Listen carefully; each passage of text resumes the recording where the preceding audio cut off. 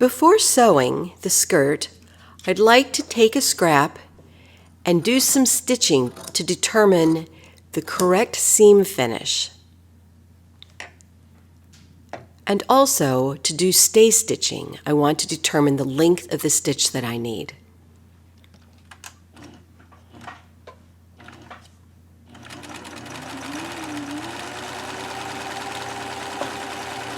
This is just a test. I'm stitching with fairly normal size stitches, 8 to 10, 10 to 12. Test on your fabric and see what works. You don't want it to be so tight that it pulls the fabric in. And then I'm going to do a zigzag around this. I'm going to do several samples and determine which one I like best. This is a very small, rather tight zigzag. And if you notice, it's on the inside of the edge of the fabric.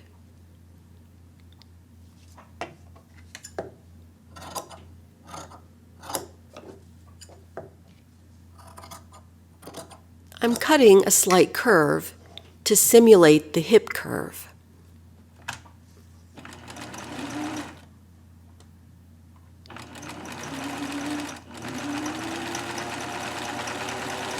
And this is just a zigzag at the edge of the fabric.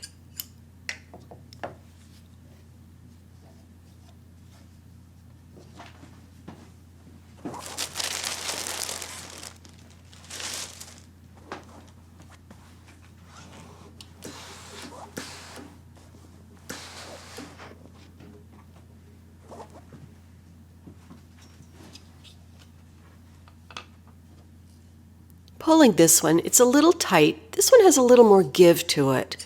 I don't want the fabric to feel tight at the edge when I've sewn it.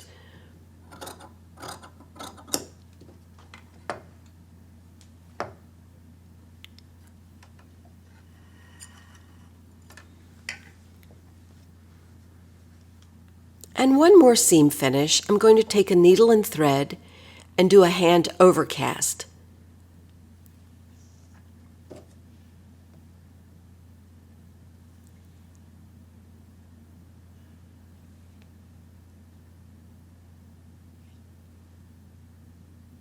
While this would work, it would take a very, very, very long time to complete the skirt.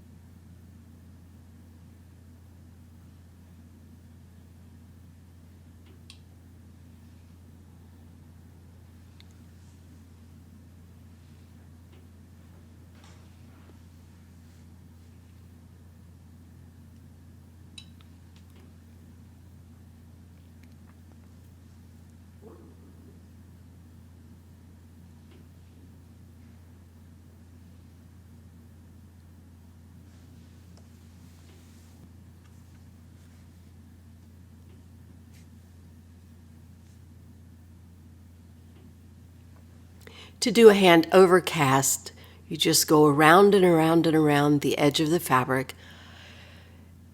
I don't make the stitches terribly tight, and they are about 1/8 of an inch apart. And certainly before sewing machines were invented, this is how many seams were finished.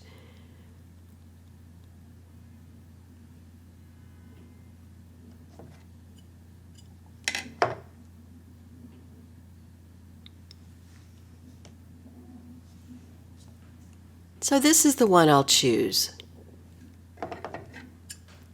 Cut the little phrase if necessary. This is okay, but it's a little tight. I'll go with the one with a zigzag on the edge. And again, test your fabric. My fabric is a medium weight wool. It's not terribly tightly woven. And I found a zigzag that's the right length and width. If you make it too tight, it will make the edges flute. If you make it too loose, it really doesn't do the job of keeping the edges from fraying. So now what I'm going to do is stay stitch inside the seam allowance.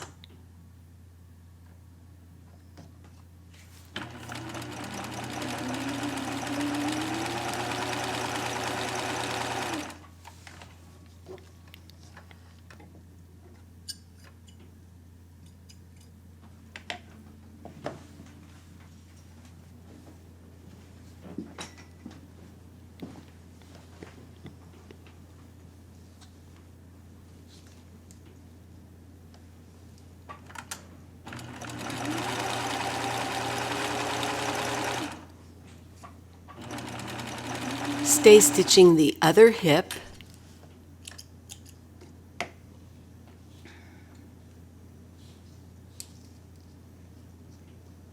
And stitching the darts.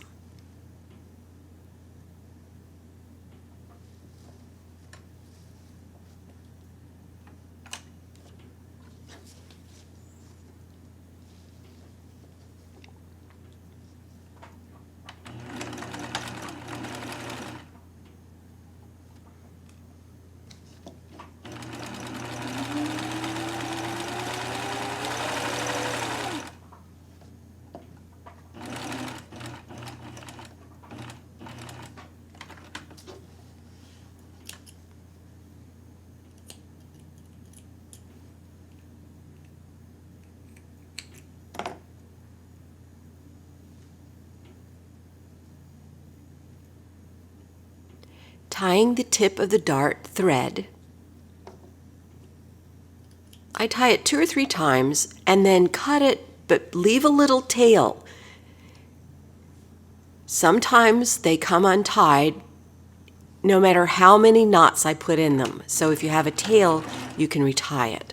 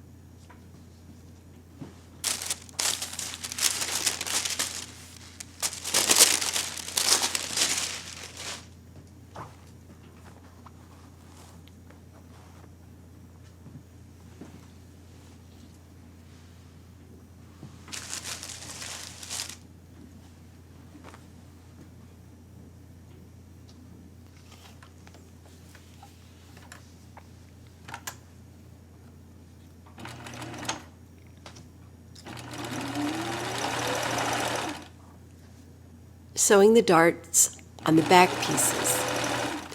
As a rule, it's probably better to do all of your stay stitching and then your darts. Sometimes I do things a little out of order.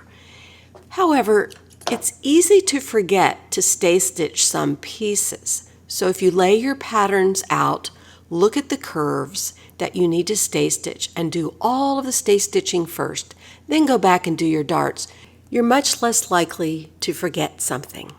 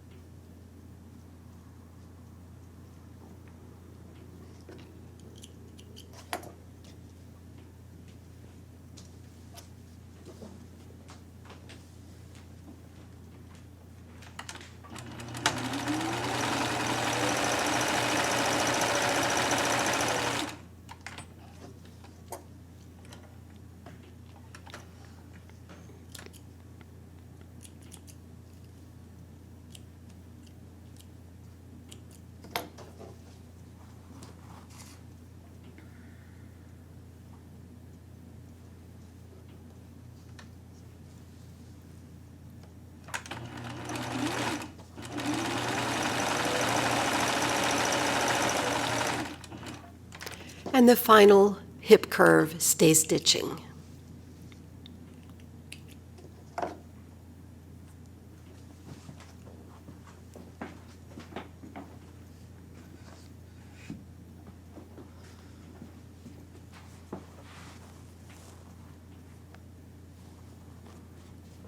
With some hot steam, I want to embed the stitches.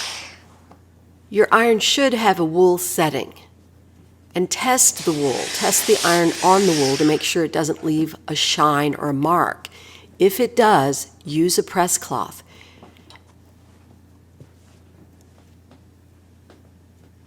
I'm pressing the dart toward the center front. I'm giving it a fair amount of steam and some pressure. I'm not pushing against the fibers. I don't want to stretch them, but it needs some pressure to make that dart nice and flat.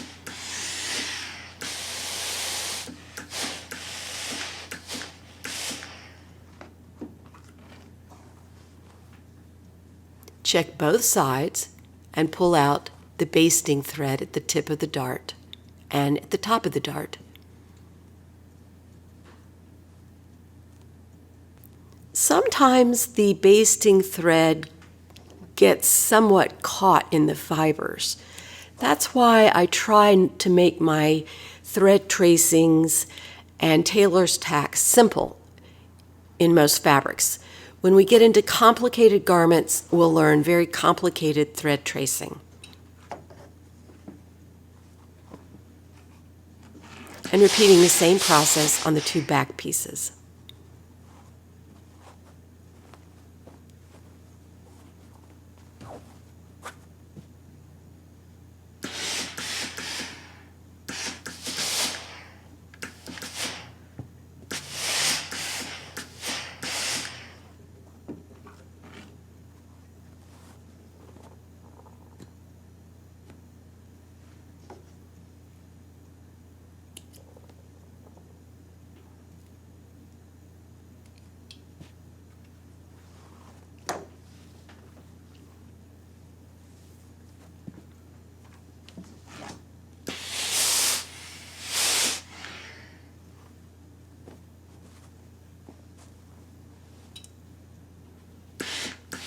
And of course, the back darts are pressed towards center back as well as the front darts being pressed towards center front.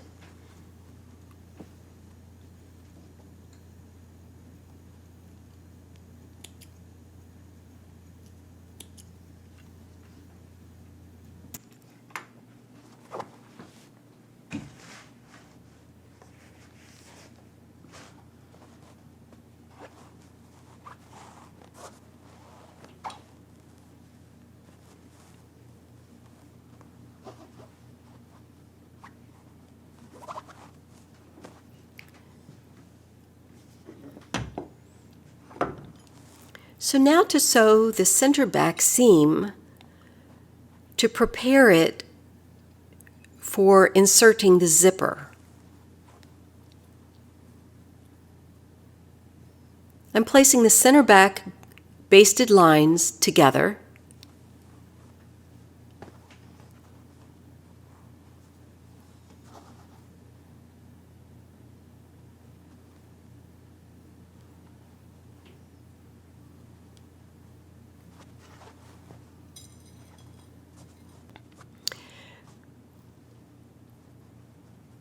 Matching the checks where the two thread tracings are, which indicate the bottom of the zipper.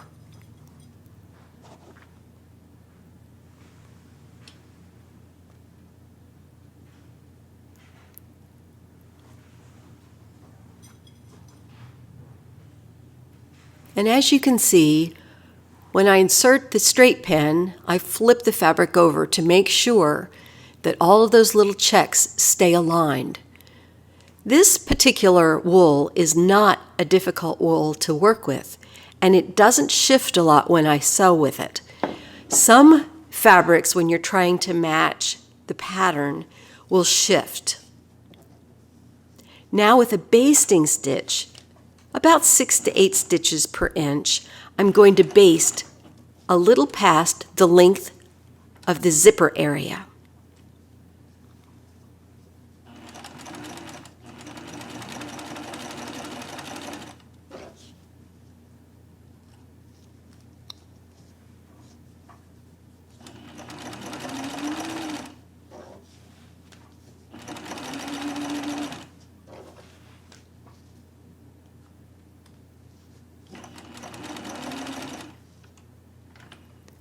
No need to back tack. This will come out later.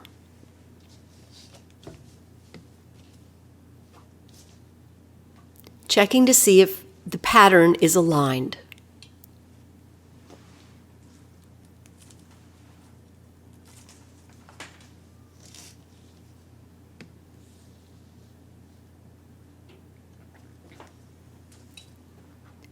Excluding seam allowance, I've marked a 7.5-inch length for the zipper. Since my zipper is extra long, it's a 22-inch zipper, I can cut it to be whatever I want.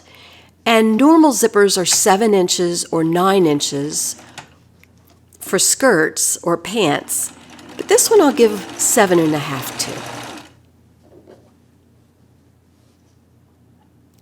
From the bottom of the zipper along the center back seam, either back tack or leave tails and tie off after you finish the seam, and sew to the bottom of the seam allowance where the box pleat starts. In other words, that extension for the box pleat. Again, checking to see that all the checks align.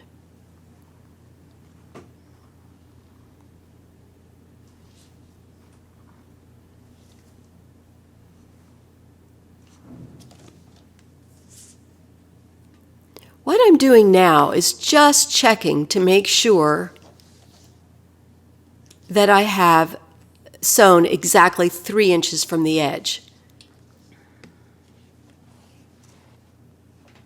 And pulling out the basting stitching.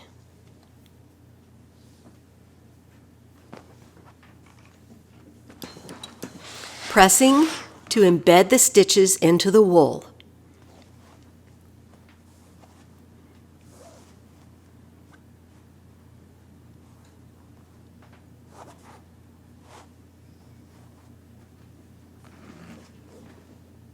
And pressing the seam open.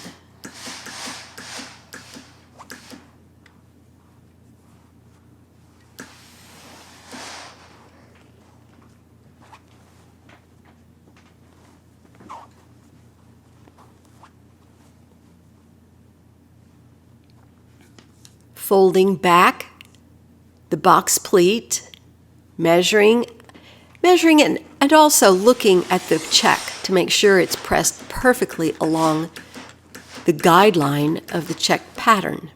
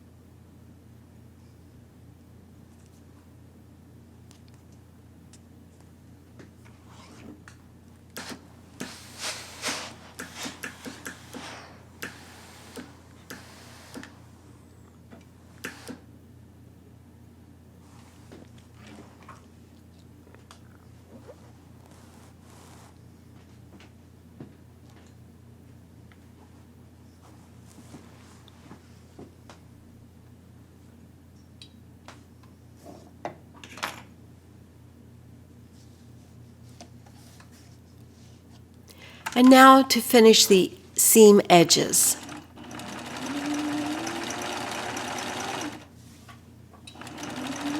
If your fabric is one that frays easily, you should do this before you start assembling the garment.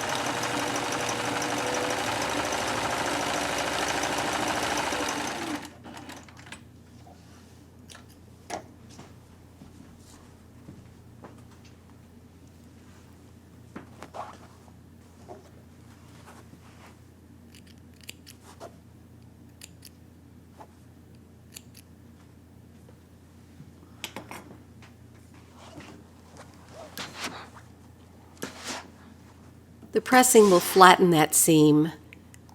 It's good to do it now rather than later.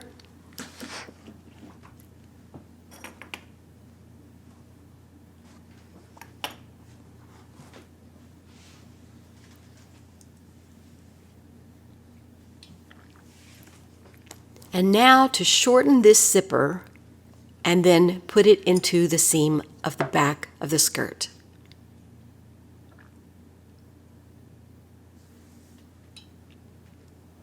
I'm taking a double thread and knotting the bottom.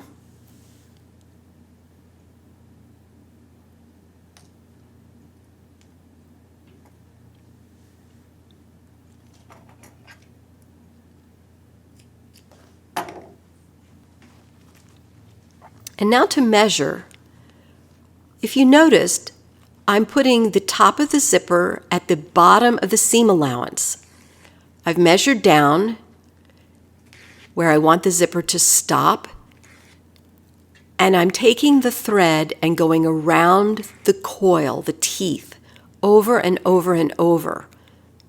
That creates a thread zipper stop.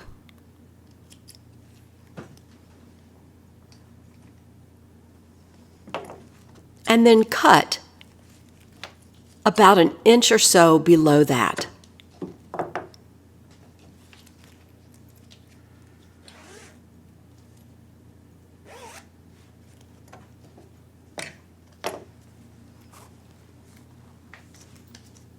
This is going to be a lapped zipper. When you're looking at the outside of the fabric, you want the lap to be on the left side.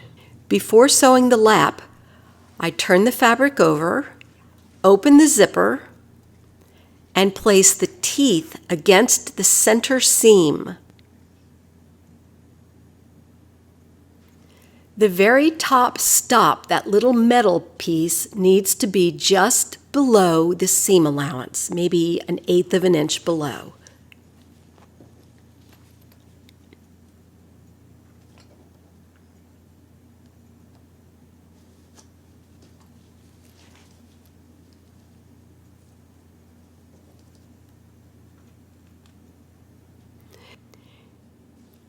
Be sure that the teeth of the zipper do not go over the seam line, but right up to it. Also, you're pinning the zipper only through the back seam allowance, not the body of the skirt.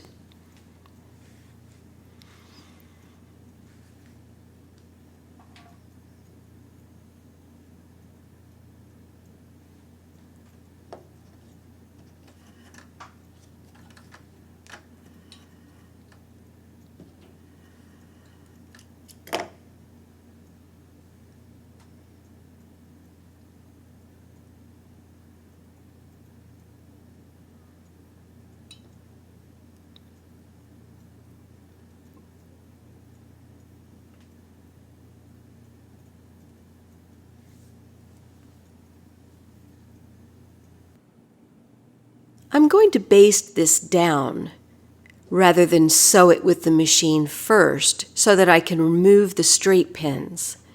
And I'm going to check to make sure that that zipper stop is at the base of the seam allowance at the waistline so it doesn't interfere with the waistband.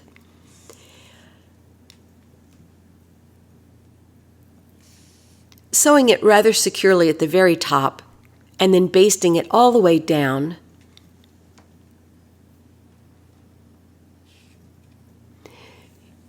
You can see that I'm sewing in just about the middle area of the zipper tape. I'm not sewing real close to the teeth. Some zippers have a little guideline that you can follow that's woven into the zipper tape. So look for that, and if you have that, use that as your guideline.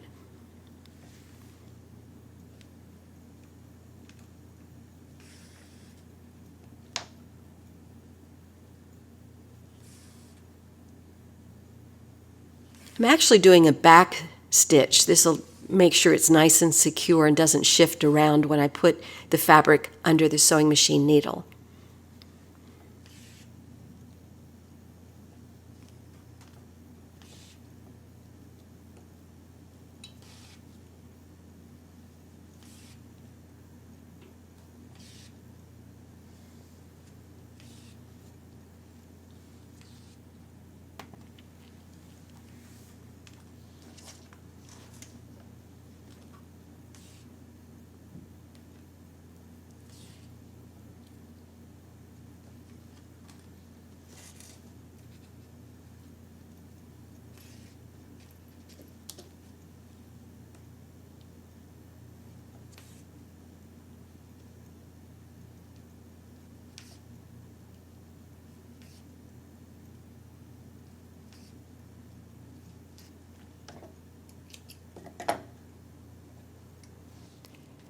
by folding this seam with the zipper in it back along what I hand basted, you can see a little ridge of the seam allowance sticking out. That's what I'm going to stitch permanently. So what will be stitched is the folded edge of the seam allowance only, with the zipper under it.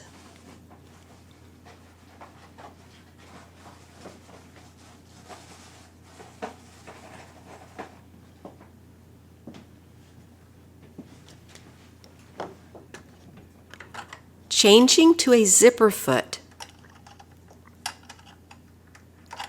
This will allow me to sew closer to that fold.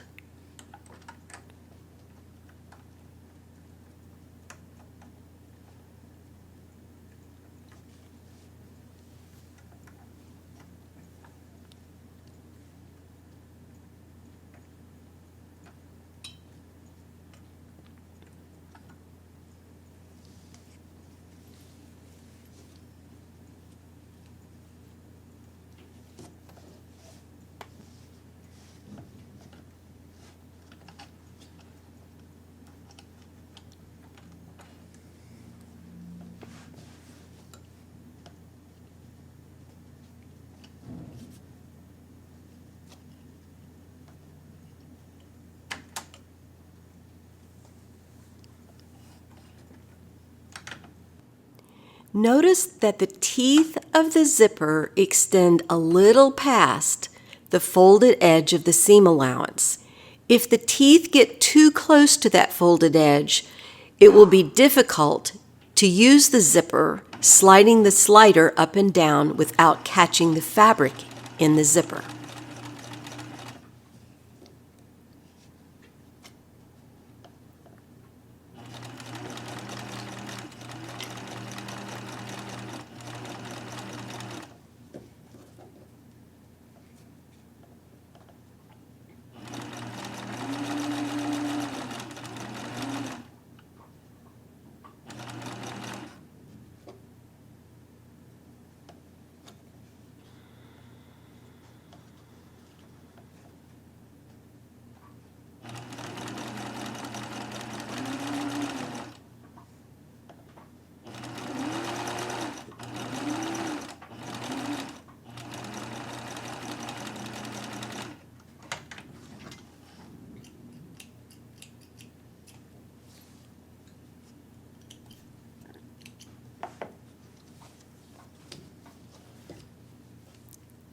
Now you can see it slides easily up and down. Now to make the lap.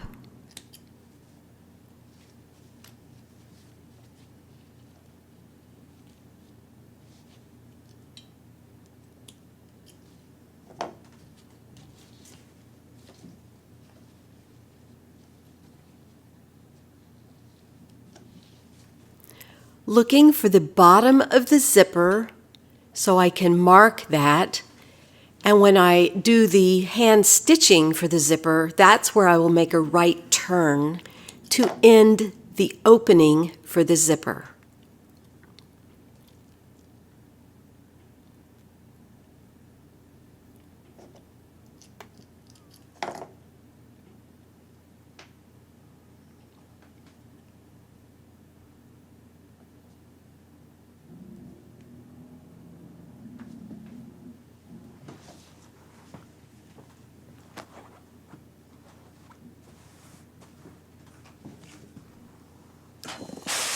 Giving the zipper area a little steam to set the stitches and flatten the back seam allowance. Now with a double thread, I'm going to start at the base of the zipper, coming up from the bottom of the fabric or underneath the fabric, and start doing some tiny back stitches.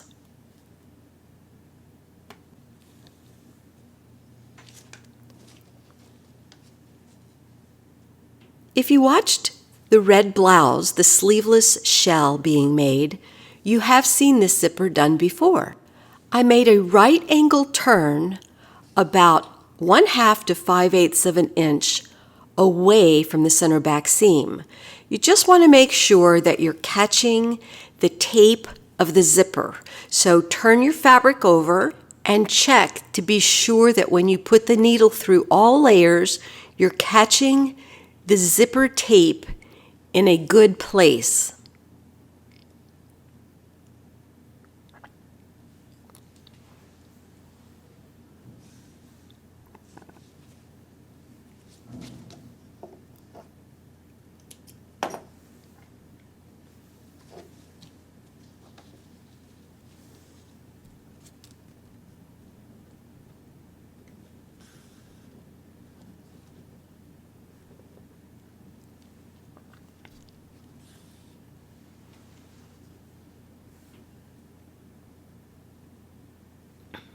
As you can see, I am following the check woven into the fabric.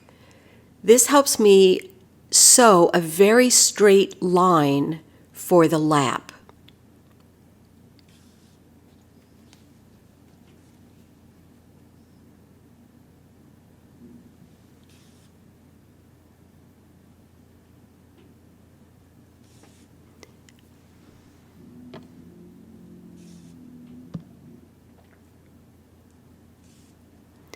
These stitches are about 3/16 to 1/4 of an inch apart.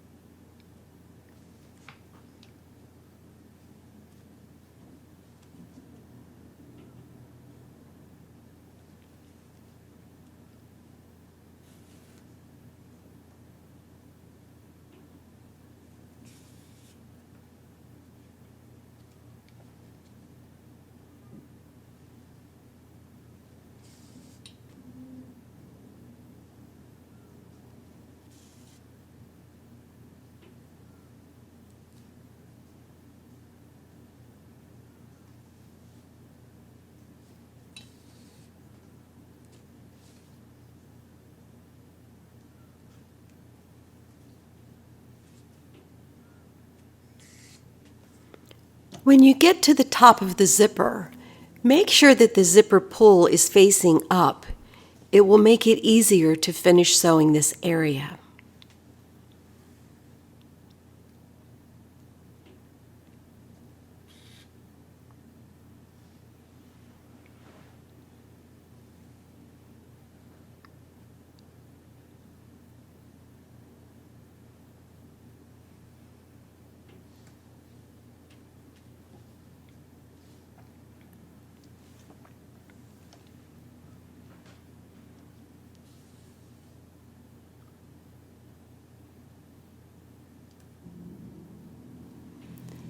Rather than knotting it at the top, I'm just weaving the threads back down a little ways. It kind of reinforces that top part of the sewing. And also, in normal circumstances, I would be using a thread that matches the color of the garment, so it would be less obvious.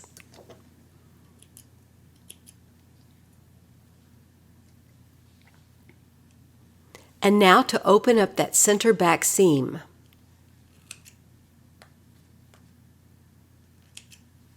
I'm clipping a few threads and pulling the fabrics away from each other at the center back.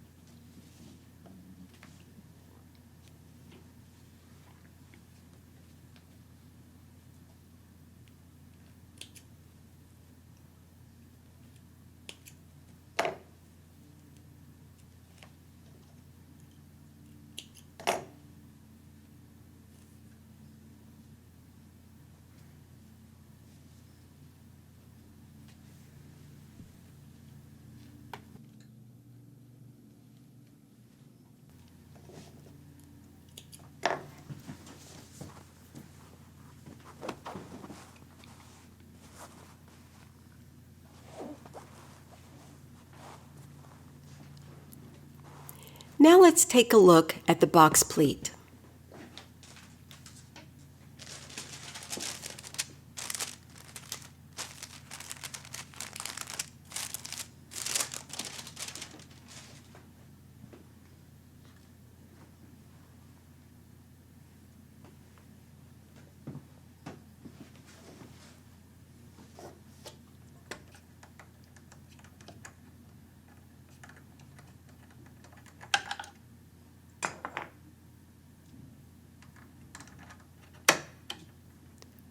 Putting my regular sewing foot back on the sewing machine, I can finish the edges of this pleat backing.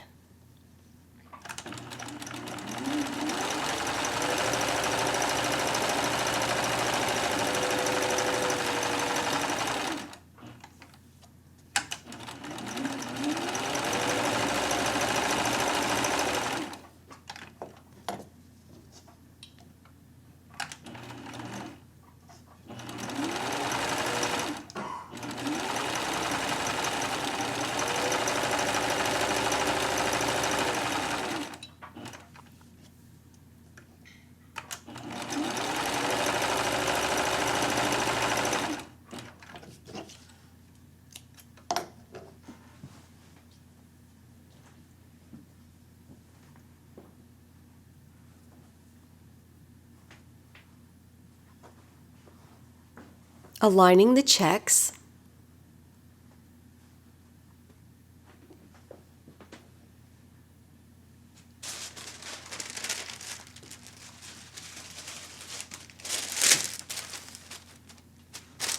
This skirt has a 2-inch hem. It's much better to hem the back of the box pleat before sewing it to the skirt. Otherwise, there's a massive amount of bulk in the seams.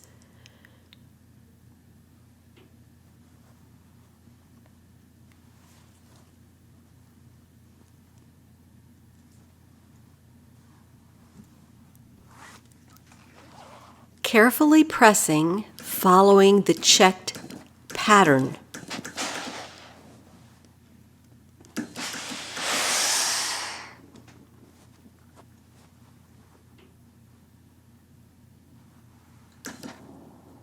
Notice that I'm pressing the entire hem up before folding the box pleat back on center back fold.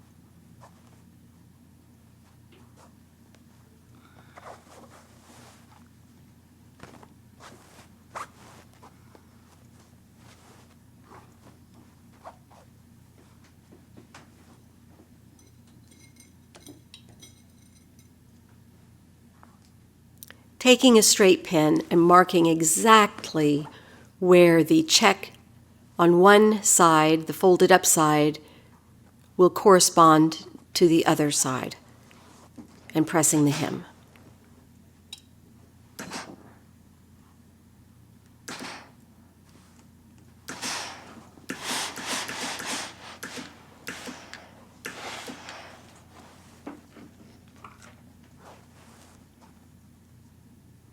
The entire skirt could be made before the back of the box pleat is put in. However, by using just the back pieces before assembling to the front, it makes it much easier because I can lay everything perfectly flat.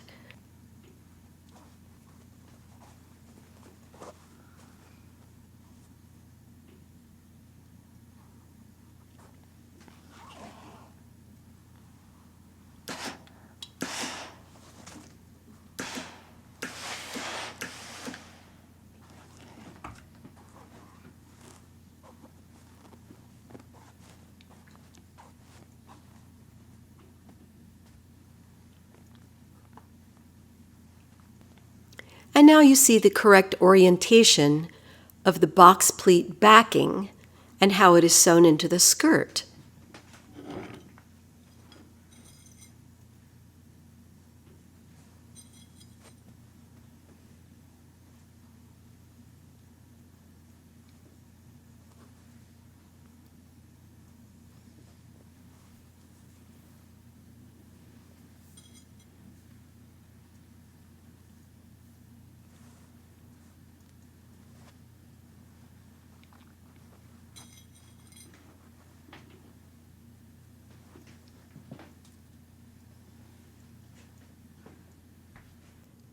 And for the time being, I will baste the box pleat backing to the outer edges of the folded back box pleat.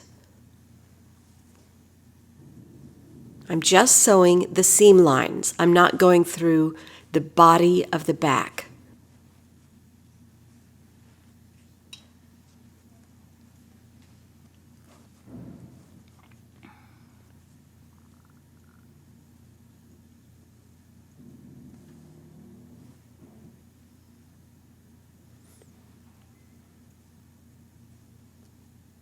I'm also aligning the checks as I sew. That way, when I put the fabric under the machine needle, it should stay in alignment.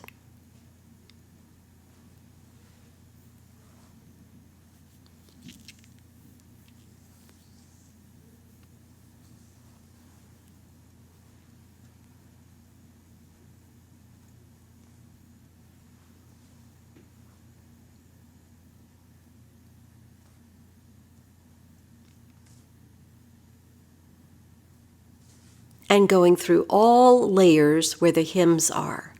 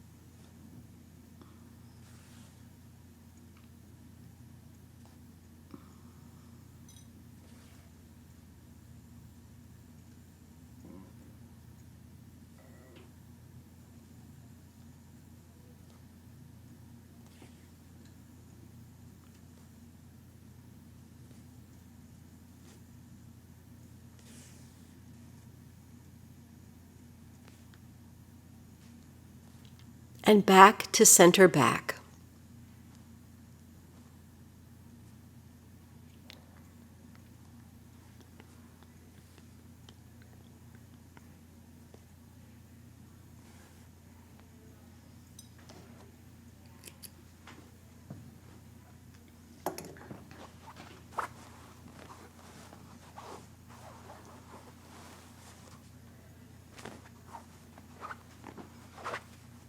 And now you can see what the box pleat looks like in wool.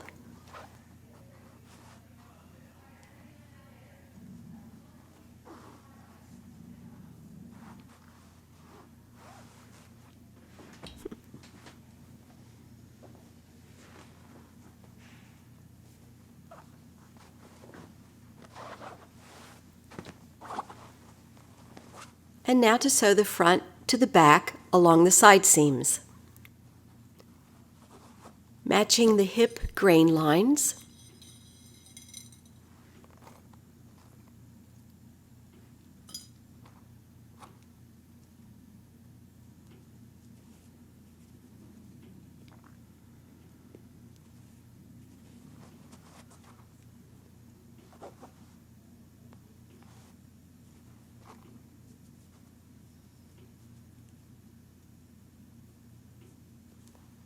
And aligning the check pattern all up and down the side seams.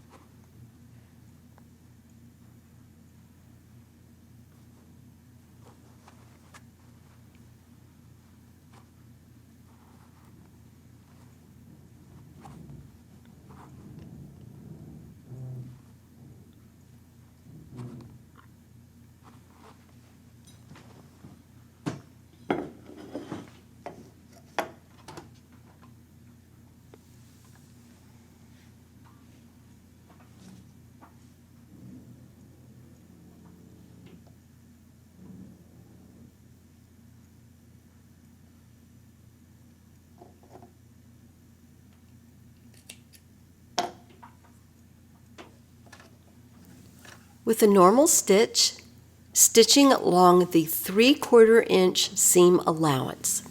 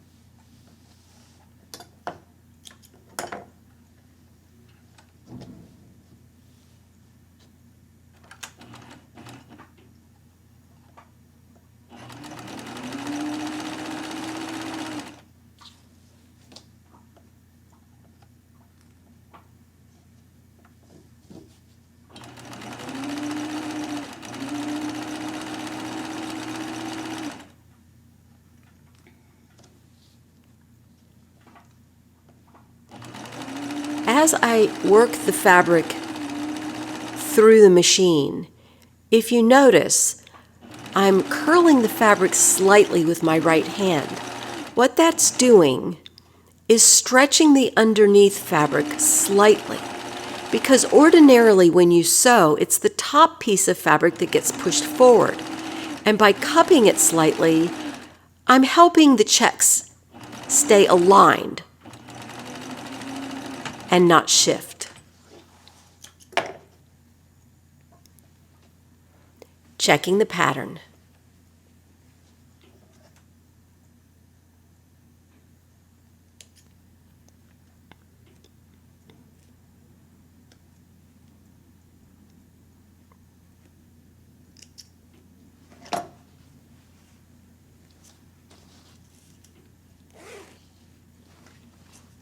And checking the seam to make sure that the checks align from the top to the bottom of the skirt.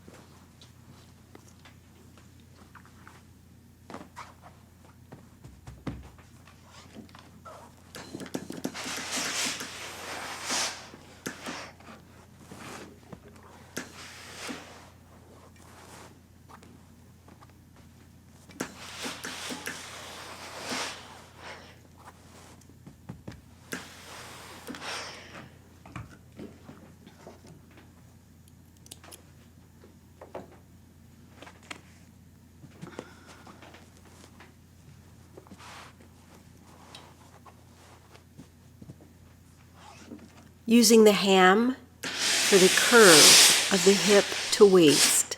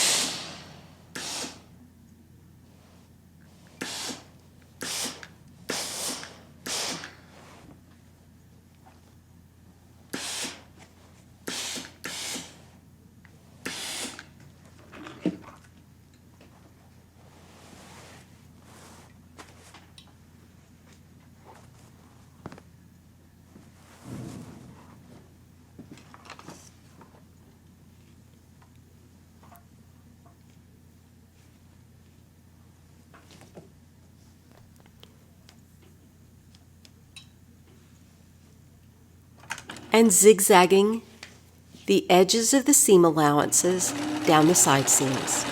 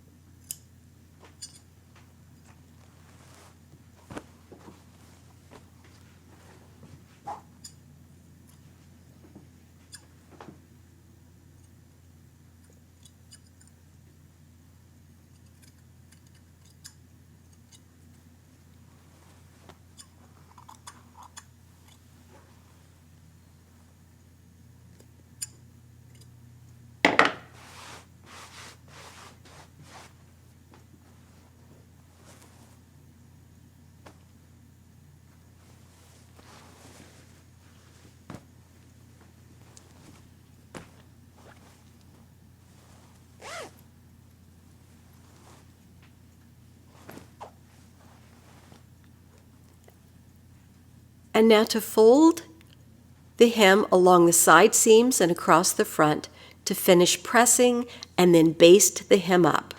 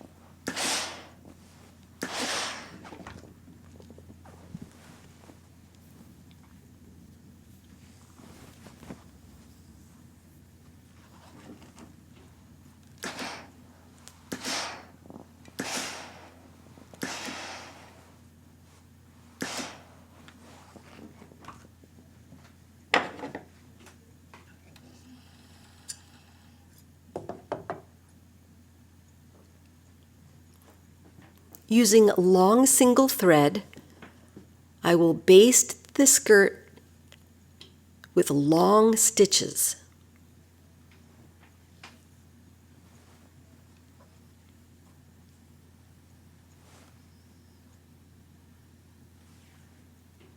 And notice that I'm sewing close to the edge of the hem.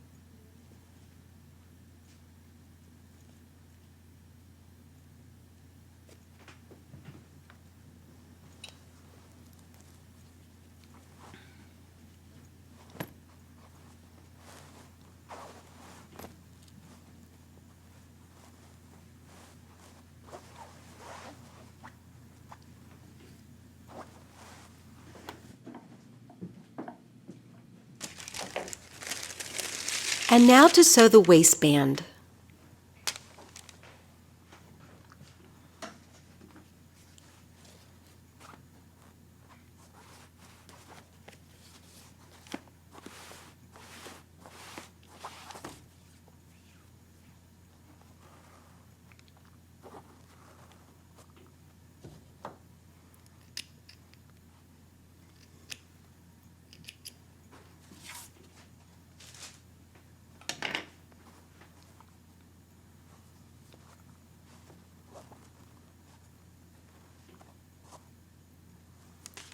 The edge will be up against the fold, and you see it does not come down into the seam allowance.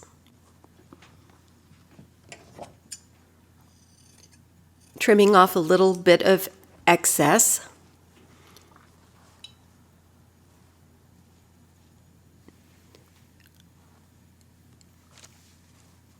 This is the way it will look when it's sewn. The hem tape will be sewn into the seam allowance.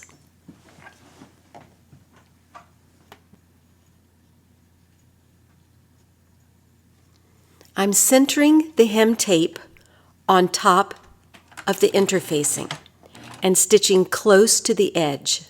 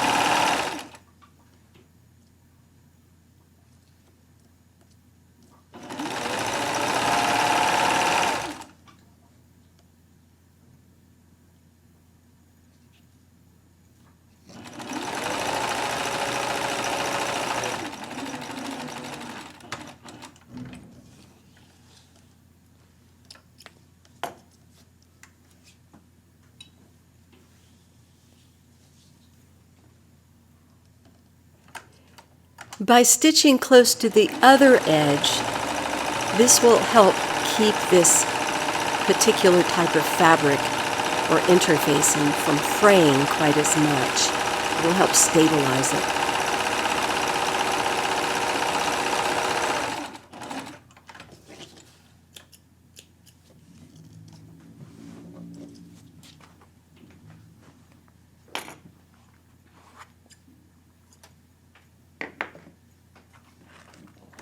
Pressing it to make it nice and flat.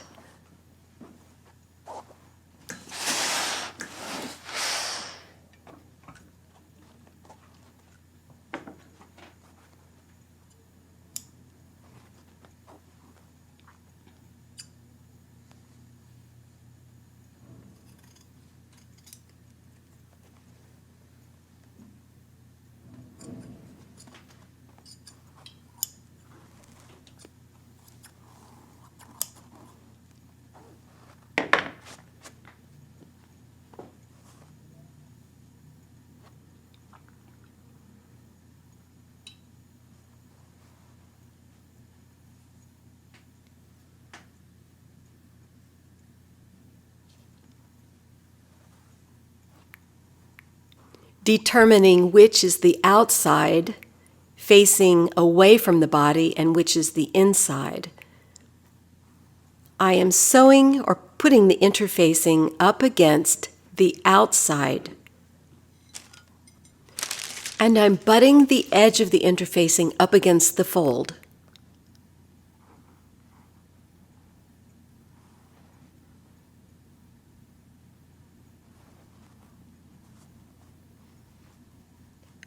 Notice to the right, I didn't put the interfacing to the very edge of the fabric. This will allow me to create a seam allowance without bulk of interfacing inside the seam allowance.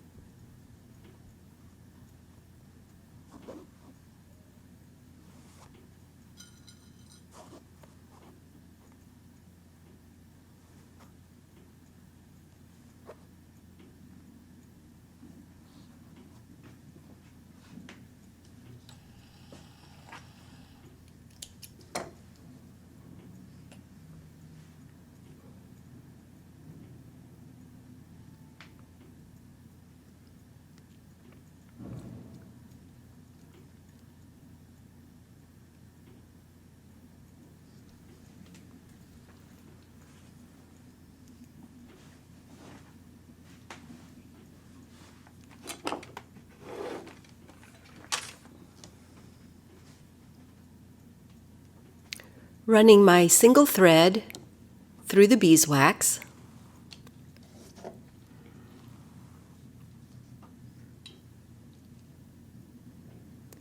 I'm going to do a tailor's catch. It's like a little back stitch, the direction of the actual stitch, but I go to the top into the wool and then diagonally down into the interfacing and up into the wool and down into the interfacing. When I go through the fabric, I'm trying to only catch a little bit of the wool, not going all the way through to the outside. This fabric is thick enough that you can feel that you're catching just a little bit by keeping your ring finger under what you're stitching.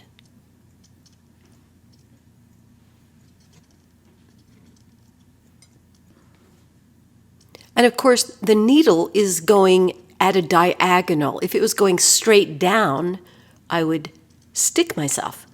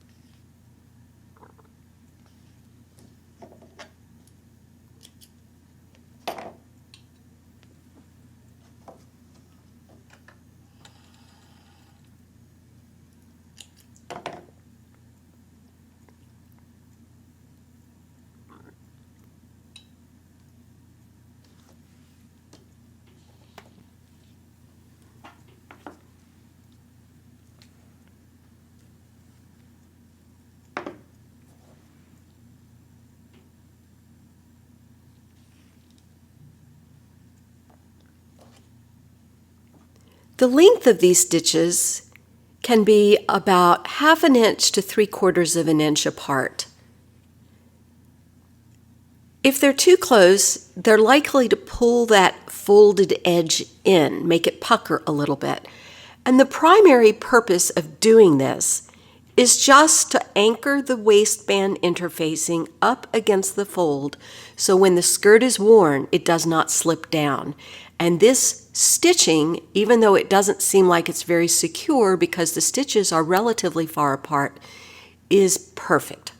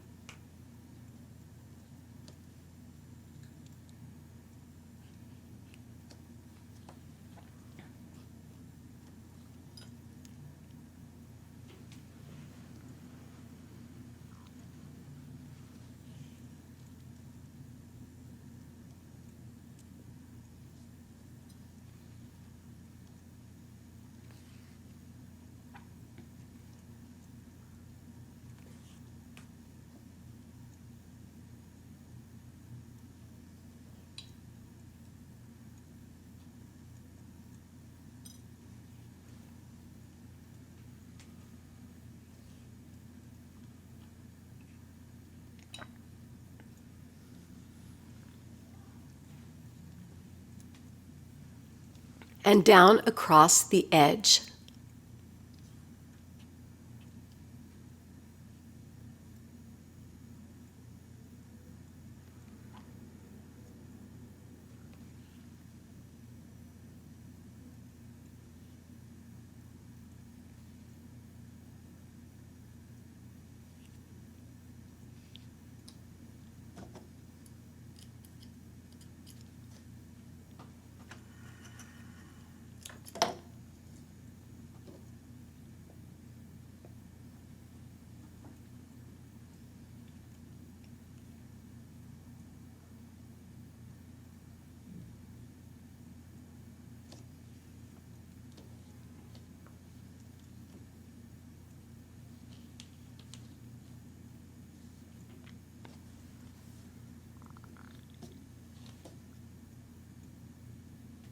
And to baste the hem tape into the seam allowance.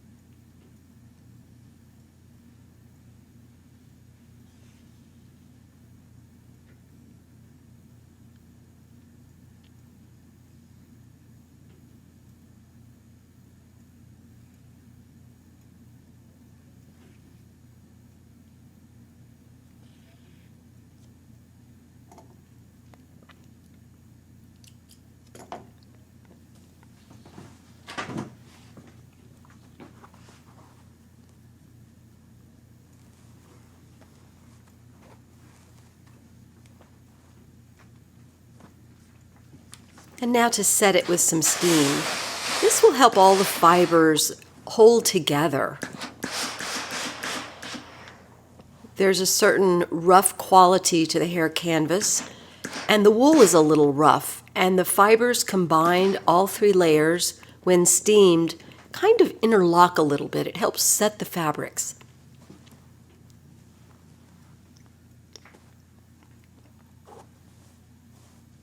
And now to apply the waistband to the skirt.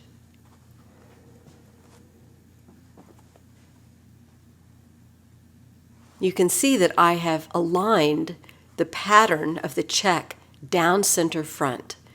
It will only go to the darts because the dart intake changes the pattern, but at least at the center front it will be a perfect match.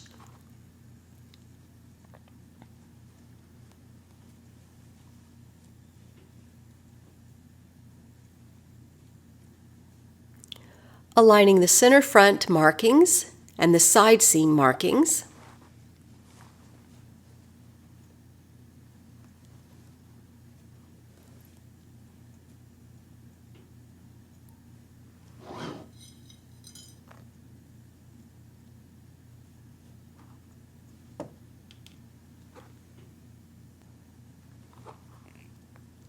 If there was a lot of ease at the top of the skirt that needed to be worked into the waistband, I would have run 2 or 3 rows of gathering stitches and pulled it in.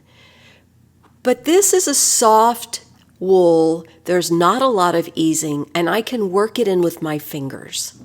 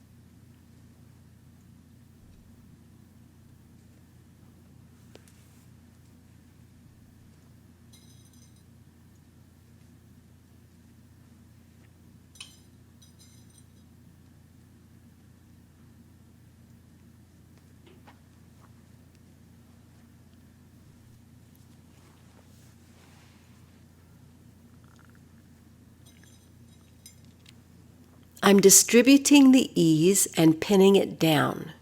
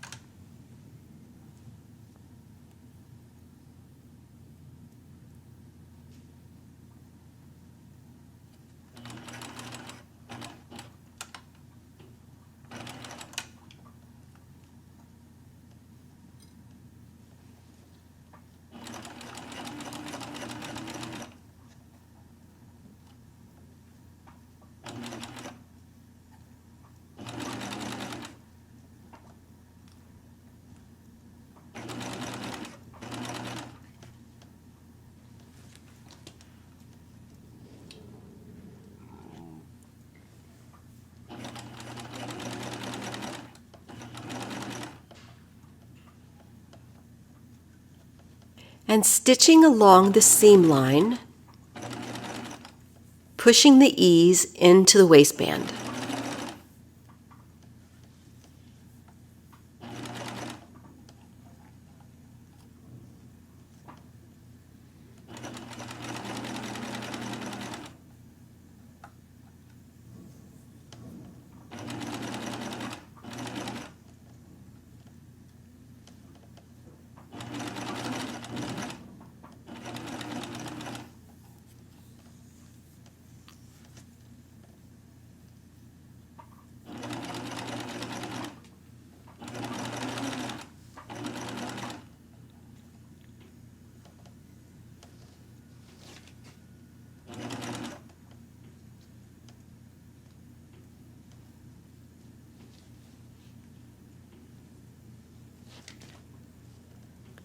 For these stitches, you can either use a basting stitch, about 6 to 8 per inch, or if you feel pretty confident that it's going to fit the first time, you can go ahead and stitch it with normal stitches. I like to do kind of in between. That way, if it's a good fit, I can leave it. And also, when I set the lining in, if I stitch the lining on the machine, it's going to have 2 layers of stitching. But I don't want to set the lining in until I've seen this skirt on the model.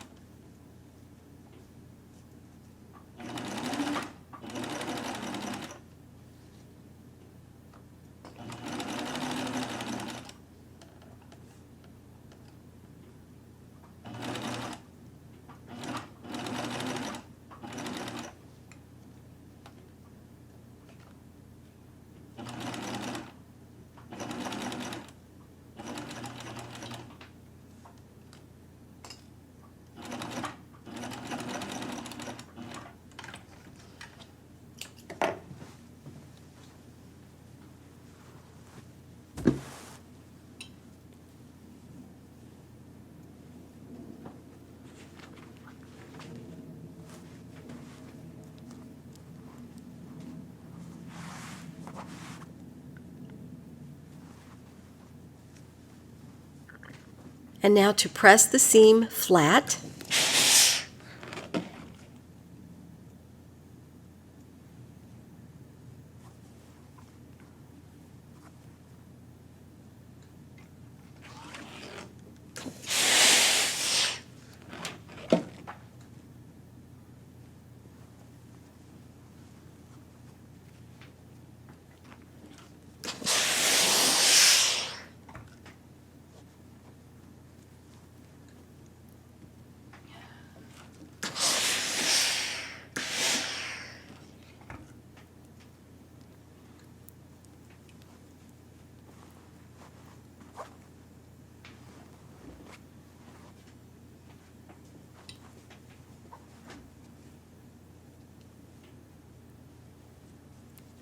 And now to press the waistband up so I have a nice crisply pressed seam at the bottom of the waistband.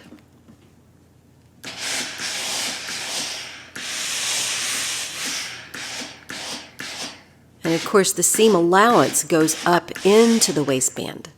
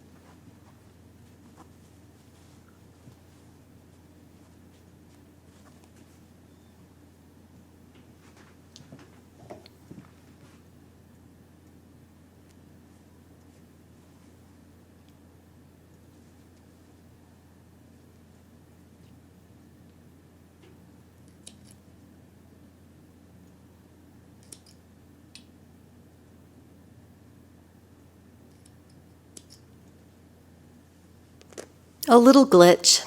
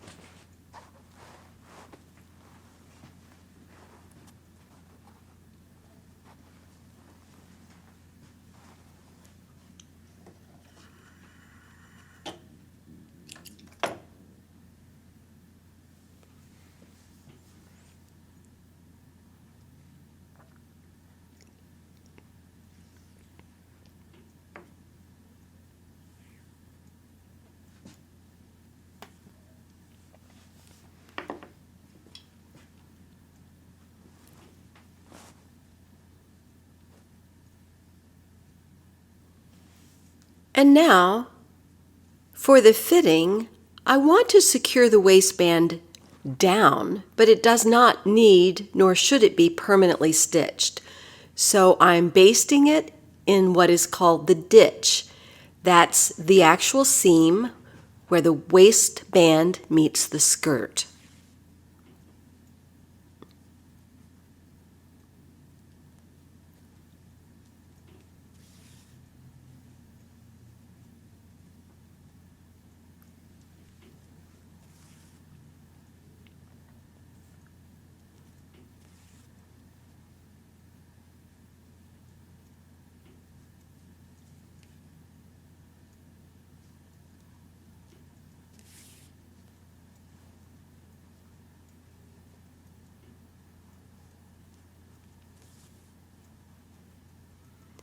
If you find that it's difficult for you to hold the fabric as I am doing with my left hand, then pin it down first before you baste it.